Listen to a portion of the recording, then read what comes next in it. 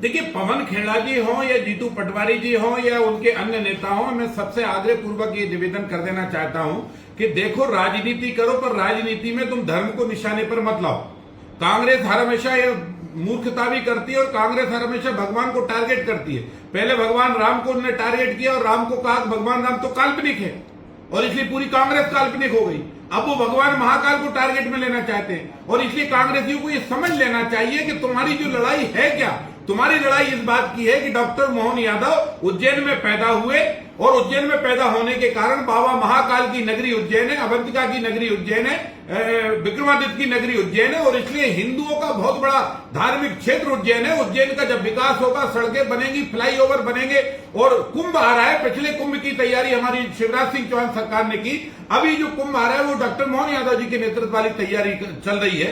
कुंभ की तैयारियों से तुम्हारे पेट में जो है दखल कष्ट हो रहा है, तुमको कष्ट होने लगा है क्योंकि तुम नहीं चाहते कि हिंदुओं के धार्मिक क्षेत्र की तैयारी हो। हाँ, मुसलमानों को इज्तिमा हो, उसकी तैयारी में करोड़ों रुपए खर्च हो जाए तो कांग्रेस की सेहत पे फर्क नहीं होगा। मुसलमानों की ईदगाह पे, मस्जिद पे करोड़ों रुपए खर्च हो जाए तो मुसलमानों की कांग्रेस की सेहत पर फर्क नहीं पड़ेगा। कांग्रेस की सेहत पर तब जरूर फर्क पड़ेगा क्योंकि जब उज्जैन में पैसा लगेगा, डेवलपमेंट होगा तो हिंदू जय जयकार करेंगे, हिंदू जय जयकार करेंगे तो कांग्रेस खत्म होगी। और इसलिए कांग्रेस के टारगेट पर, निशाने पर सनातन है और ये सनातन को निशाने पर लेने वाली कांग्रेस समझ ले।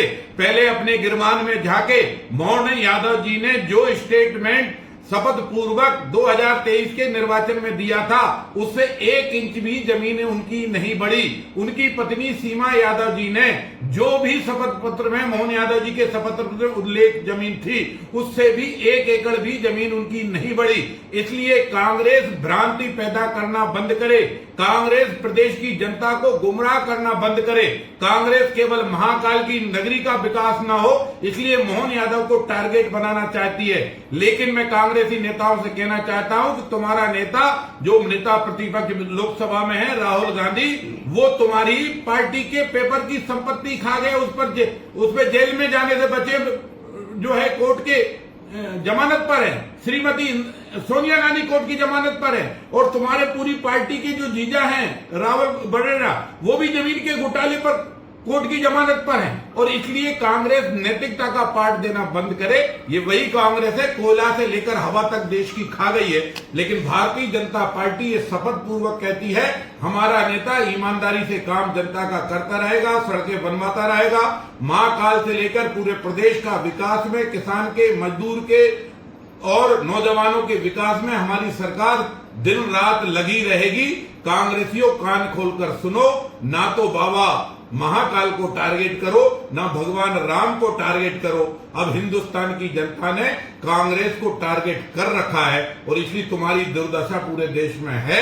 तुम जब ये टारगेट करोगे तो अंतिम में तुम्हारा अंतिम ही सांस ली जाएगी। अब तुम देश की राजनीति करने योग्य नहीं रहोगे क्योंकि तुम्हारा विरोध मोहन यादव से कम, सनातन से ज्यादा है।